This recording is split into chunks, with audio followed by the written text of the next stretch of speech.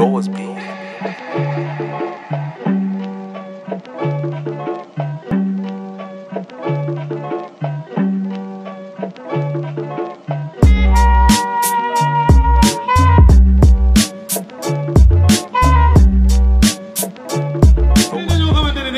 am diplôme am benn salaire après pour ñoom jeex na am benn salaire bon peut-être 500 000 mais loolu kese mënu la téye da ngay dem ba nekk mag retraité dem ñu lay jox ay pension te du la mën a téye dañoo war a yóbbu suñu bët fu sori bañ a am ay biiru picc.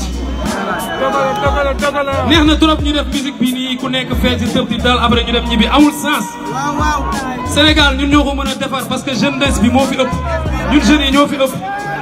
dañu moytu yu ñàkk fayda yi ay TikTok ay affaire am na yoo xamante ni baax na waaw mais bu mu ëpp. oui